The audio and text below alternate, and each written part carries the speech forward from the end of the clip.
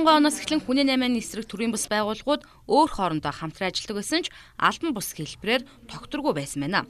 Тиймээс зохион байгуулалтаар даалт хэлбэрээр үйлдэгддэг энэ төрлийн гэмт хэрэгтээ тэмцэхэд энэ чиглэлээр ажилладаг иргэний нийгмийн байгууллагууд нэгдэж зохион байгуулалтанд орох шаардлагыг бий болгожээ. Харин ингэж шүлжээ болон хамтран ажиллахдаа нийт масст хандах бус зорилтод бүлгээ тодорхойлон тэдэнд хүрч ажиллах зорилготой байгаа юм байна.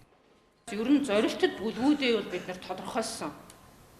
Одоо жишээлбэл бид нар мэдэн шүү дээ. Одоо ингээд хүүхдийн эд эрхтэн хүний эд эрхтэн худалдаалахаас эхлээд боолчлол хүүхдийн одоо бас боолчлолын хөдөлмөрүүд бэлгийн мүйжлэг энтергээд ийм зүйлүүд дээр бол голон өртөж байгаа одоо хүмүүс энд бол хамрах ёстой. Зохион байгуулалтаагаар улс дамнан үйлдэгддэг хүний наймаас сүүлийн жилүүдэд дотооддоо үйлдэгдэх нь нэмэгдэж, бага насны хүүхдүүд хүний наймааны бэлгийн мүйжлэгт өртөх нь ихсэх хандлагатайгаа болохоор хүүхэд хамгаалалт төрийн бус байгууллага дээрх сүлжээнд нэгдэж орж байгаагаа мэдгдсэн. Учир нь сүүлийн 2 сарын дотор хүүхэд хамгаалалт төрийн бус байгууллагт бага насны охтыг хөдөө орон нутагт тавиачин буудалд байрлуулж биеийг нь үнэлүүлсэн хэргийн хохирогчд хандан өмгөөллийн туслалцаа аваад байгаа юм байна.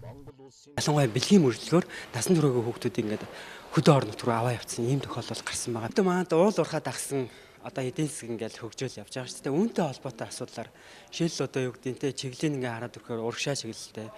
Тэнд ингээд насан туршийн хүүхдүүдийг аваа явчихсан байх шээ.